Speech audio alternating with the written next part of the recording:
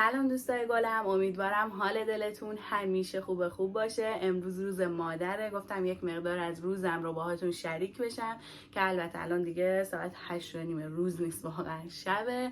روز مادر رو به همه مامانای مهربون تبریک عرض میکنم. امیدوارم که امروز دلشون، البته امروز نه، همیشه دلشون پر از شادی و لبخند و آرامش باشه و روی اون مادرای عزیزی که نیستنم شاد باشه. خلاصه که روزتون مبارک مامانای خوشگل و مهربون.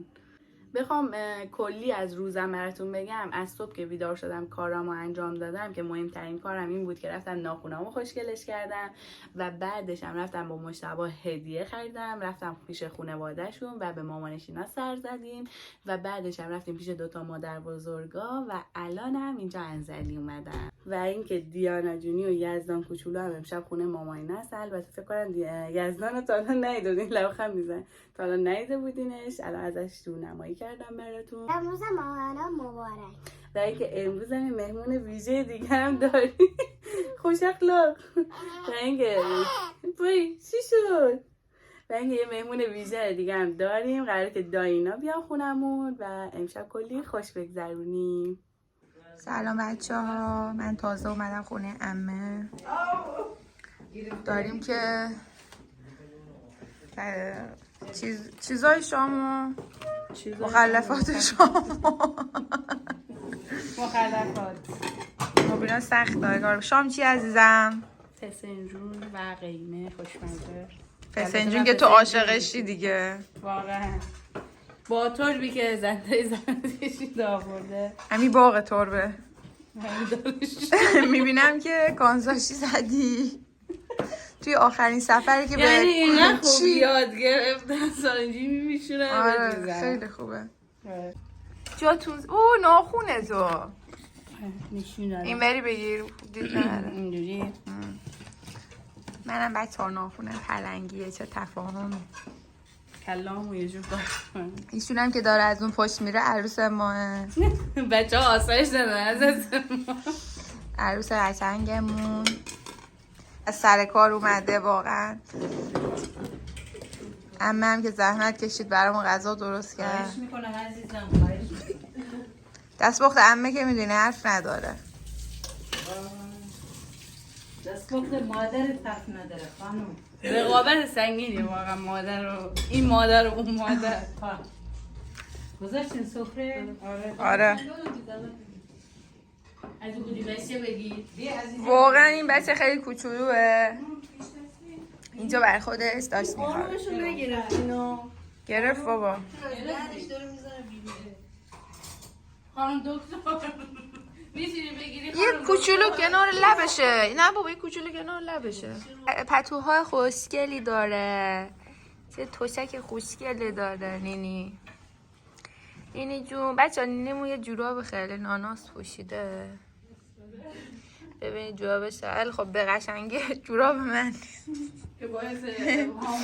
نه خدا بچه این پاندا اینم پاشه، ولی نمیشه همه فکر میکنم پاش سگه.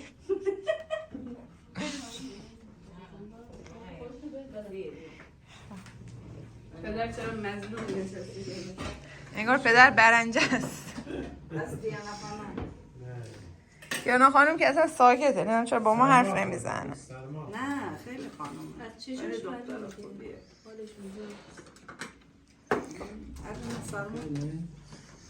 آره گذاشتم. من ببینم غذا چیه.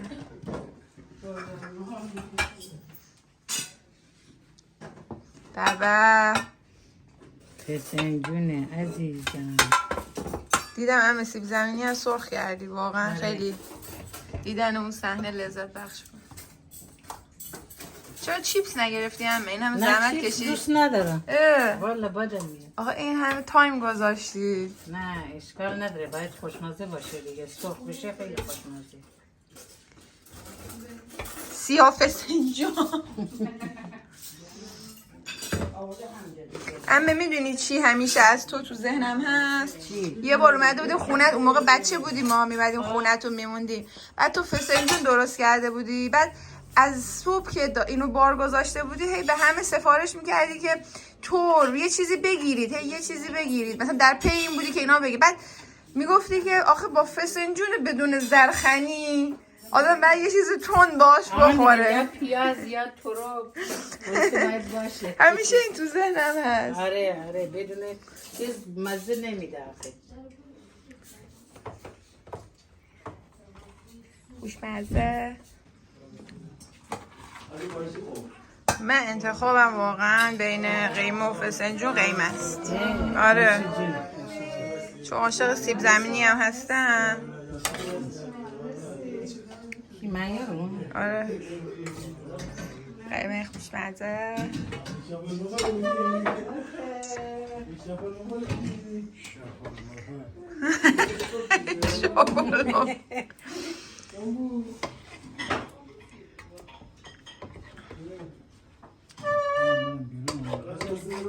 اونم میبر بابا. اونی که اونجا کنار صابون گذاشته. قیمه هم میتونیم فکر کنم ببریم. قیمه زیاد روغن نریختم سارا که همه بتونم بخورن. آره خدا کنه سیب زمینی اضافه بیاد. میذارم برات زیاده هر بابا وقت میام خیلی اینجا مثلا قیمه مبینا اینا رو میبری و یه دور برنج با سیب زمینی. الکی نگو. سارا برای تو اینا میذار برای تو دیدی مبینا میگن امه از قدیم میگن برادرزاده یه شیرینی خاصی داره. خیلی مخصوصا رو اونارم بریزم یه دونه ظرف دیگه بریزم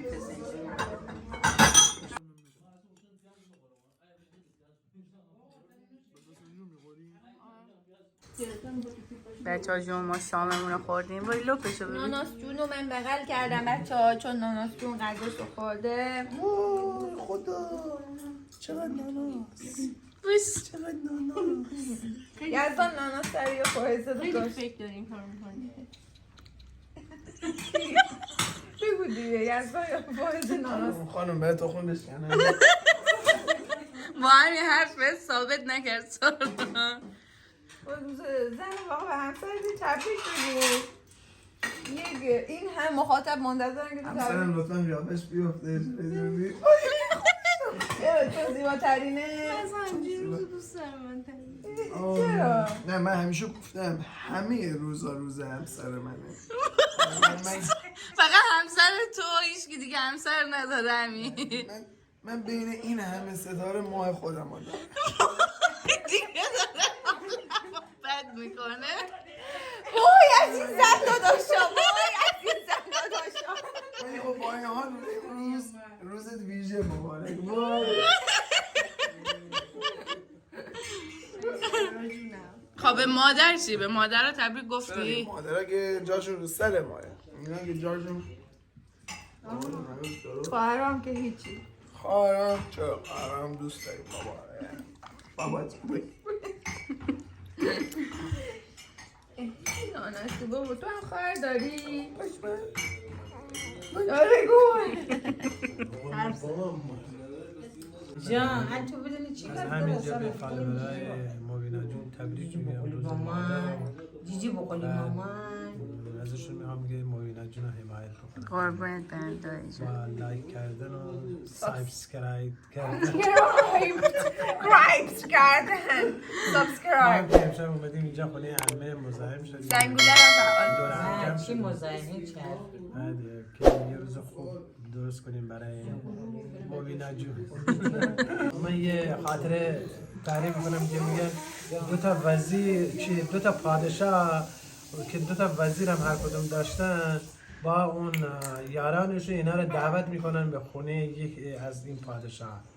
بعد میرن اونجا وقتی که غذا میخورن یه دونه از دونه برنج رو سبیل اون پادشاه گیر میکنه. بعد وزیرش میگه که بگو دیگه. وزیرش میگه که یا قبله عالم بلبل روی گل، یعنی مثلا اون برنجه رو سبیلت گیر کرده. بعد این که پادشاه نگاه میکنه میگه تعجب میکنه میگه عجب وزیر دانای دانشمندی، چه حرف خوبی بهش زد، مثلا اونجوری خوب اشاره خوبی بهش کرد. بعد میگه خب منم باید یه کاری بکنم که از وزیر منم تعریف داشته باشه، مثلا زبان زد در نمیشه. بعد یه روز دیگه اون پادشاه رو دعوت میکنه خونه به قصر خودش. بعد این وزیرش میبره گوشه میگه که بیا من کارت دارم. گفت چی شده؟ گفت دیدی اون روز اون وزیره چیکار کرد، چجوری باز پادشاهش تعریف کرد. اشاره کرد من مثلا چیز اونا نفهمیدن چی اصلا شد. بعد گفت که کنار اینو کشونده بود کنار دشتی داشت مثلا بهش میگفت. بعد دیگه این اومد گفت که من پس پادشاه رو که دعوت کردم منم الکی کارایی میکنم یه چیزایی مثلا سبیل من گیر کرد، تو هم مثلا مثل اون وزیر اون یه جملات خوبی بگو. بعد خلاصه این میگه باشه چشم. خب یادت نره آبروریزی نکنی. خب نه. خلاصه دیگه اینا رفتن و دعوت شروع کردن. این پادشاه در حین خوردن غذا و فلان یه چیزی الکی میذاره رو سریر خودش. بعد این اشاره میکنه به اون وزیره که مثلا تو شروع بکن حرف بزن. بعد این وزیره نگاه میکنه میگه یا قبله عالم یادت هست دم در دشتی چی گفته بودی؟ یادت نره. خلاصه یه چی دیگه این پادشاه میگه که ای دادی بیداد من بهت اینجوری گفته بودم تو خواستی بهتر کنی بدترش کردی. خلاصه یه چی دیگه همونجا میفهمن که چه وزیر خنگی دالی داله بیلماز. آره بخاطر من اسم دایی داود گذاشتیم قبله عالم. هم میریم تعریف میکنه. جالب.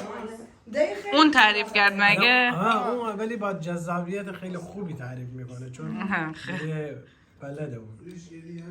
می‌تونیم پس بریم برای ویدیو دایی داوود پیش دایی. موقع شکر درست کنی بریم اونجا یه فیلم ازش میگه. میگه خیلی چیزای قشنگ. خیلی داستان بلده، خیلی حکایت هم بلده. یه خاطره در مورد روز مادر دارم دیگه. در مورد خودم اتفاق افتاده بود. ما یه روز زمستونی بود نشسته بودیم و من بودم، حسن بود، علی بود با مادرم تلویزیون از این سیاه‌سفیدای چیز کوچیک بزرگ آفرین داشتیم نگاه میکردیم. اتفاقا همون روز مادرم بود. بعد تلویزیون داشت در مورد مادر صحبت میکرد. بعد مادرم داشت یه چیزی مثلا میدوخت زندگی میکرد، نمیدونم این چلتیکه اینجا چیزا داشت. بعد ما هم از جلوی تلویزیون نگاه میکردیم یا اون تلویزیون داشت در مورد گوینده در مورد روز مادر تعریف میکرد و میگفت. بعد مادرم گفت آخ خواهر جان میزکن کنه در بیشش نهاریم چی برده.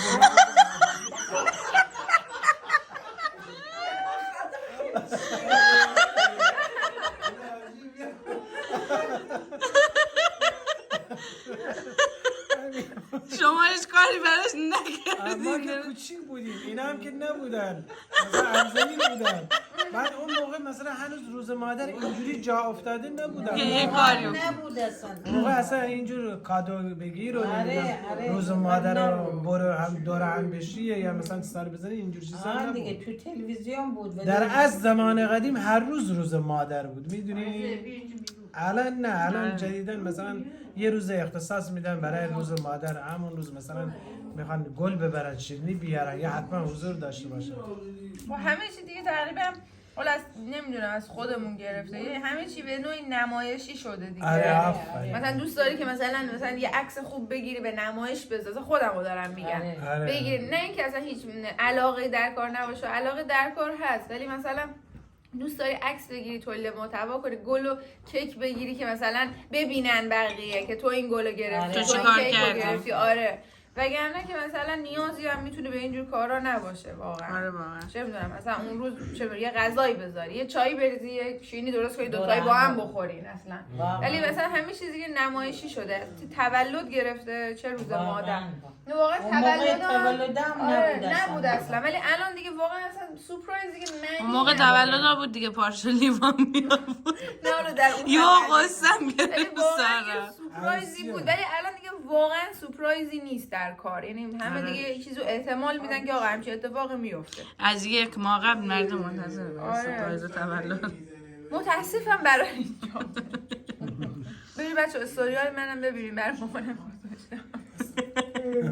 ما هنوز وقت نگردیم. مادرم که دست در نکن. میگم امسال انقدر که گرونی بود عزیزم گل دیگه 300-400 تومن شاخه. دیگه واقعا تنها کادویی که میذارم به مادر امسال بدم اینه که آدم باشه. واقعا همیشه کادو میکنم. این همینجوری تو آدمی عزیزم، تو فرشته ای. کادو نمیخوام. با خدا هیچی نمیخوام. همین که خوب باشی. هستن کلیه. هستن. بچه‌های ما بچه‌های خوبی بودیم. آره واقعا.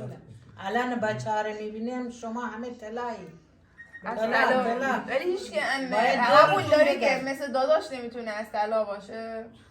داداش قیافه ما طلا هست دیگه. جنس مهران. بدنش از طلا. مهران مایا همه طلا. نه اونقدر قبول ندارم این حالا چند عیار بیشتر یا 24 چهار دیگه اصلا عیار نداره لعنتی. خیلی دیگه زیادی دارید از داداش تعریف میکنی. داداشم خدای خوبه دیگه داداشم. ما شانس آوردیم که گل نگرفتیم وگرنه اون روز مادر دیگه نبود، روز قیامت بود تو خونمون.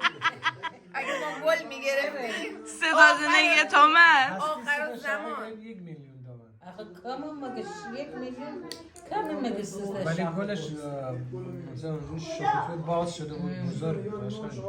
طبیعیه دیگه زود خراب. نه خدای مادر اگه ما میگرفتیم تو چه حسی داشتی؟ دوربین برون قیامت بودی راضیه. من اصلا که گل دوست دارم اونجوری که بچه ها برن و همه پول بدن یه شاخه گل باید که برای یه هفته بمونه دوست خب ندارم. نه دوست گل دارم. طبیعی باشه چه اونجوری دوست داری؟ گلشون برای من گلن میدونی آقا بالاخره من یه کادویی در زندگی دوست داشته باشه. مثلا دوست داری کادو چی دریافت کنی؟ مثلا گل اگه طبیعی باشه خب نه گل نه چه مثلا کادویی چه کادویی دوست داری؟ من هیچی من خوشحال لباس. نمیکنم این اتیکر مثلا یه آهنگ غمگین بذاری. نه چرا چرا آهنگ هیچی آدم مگه میشه هیچی آدم دوست خوشحال ندارم چیزی از مثلا بچه ها من دوست مثلا خواه حالا هر کی برای چی میگیره. میدونی چی میگه مثلا از لحاظ اینکه بچه ها خرج نکنن. آقا تو اصلا ناراحت میشه. یه پولی وگرنه یه بلوز و یه لباسی چرا ما تو بیشتر لوازم خونه دوست داری یا لباس؟ ما سلامتیشون. من میدونی چی دوست دارم؟ چی دوست داری؟ تو همه مثلا اینجور جشنه مثلا بریم رستوران داره هم بشیم اینم خیلی خوبه. یا صبح بریم کافه اینم خوبه اینم خوبه. تلان خیلی دیگه دوست دارم. اگه به من پول بده که خیلی خیلی خوشحال میشه. مامان تو چی؟ فرق نمیکنه هر چی باشه لباسه وسایل خونه هر چی از دوست رسد نیکو. پول دوست داری یا وسیله؟ نه پول مول دوست ندارم. مثل منم پول دوست ندارم. من همه چی دوست داره. مخصوصا اگه یه چیز مورد نیازش باشه فکر کنم همه چی آره، خوشحالت من دوست میکنه. دارم. به جز پول فکر کنم دوست نداره. نه پول نه بابا پول چی از بین میره. منم همیشه کادو من دوست همه دارم چی مثلا دوست هدیه. دارم. کادو، پول، هر چیزی.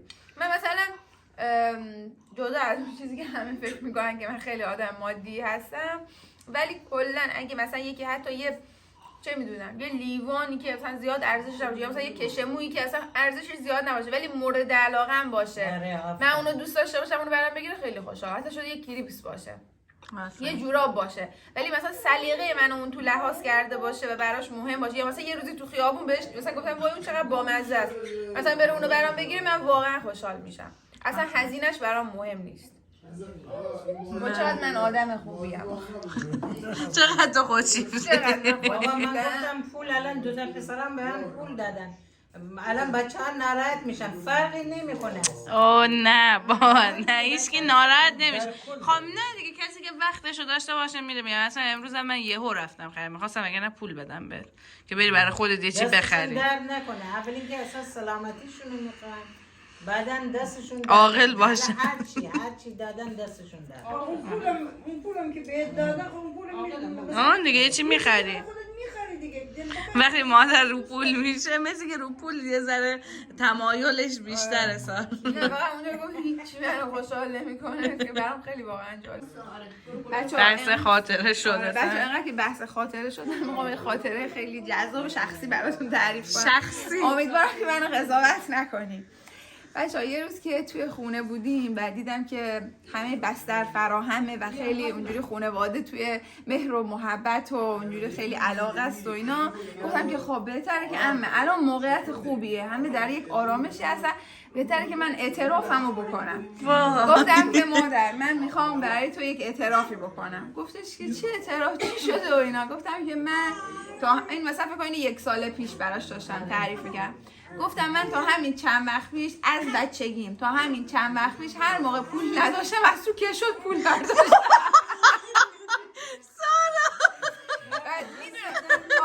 بعد مثلا مبلغای زیاده برمی‌داشت یا مثلا کارتشو به خدا بعد کارت اون نمیدونست مثلا تو چرا ولی هیچ وقت به رو نمی آورد. من فکر می‌کردم که توی اون مثلا مبلغای زیاد تو کشو مثلا شماره نداره دیگه برای خودش. حالا پول هر یه بار ما 3 بار 4 بار رو میشمردم.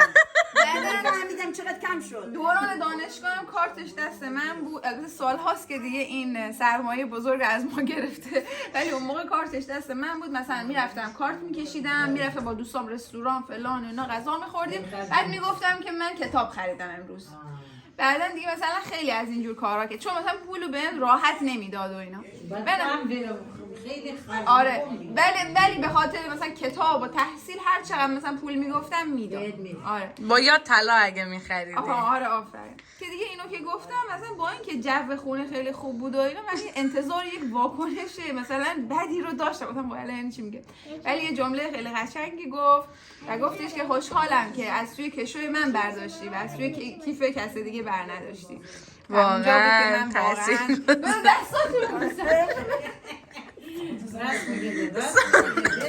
سارا جان تو خراب نکردی سارا.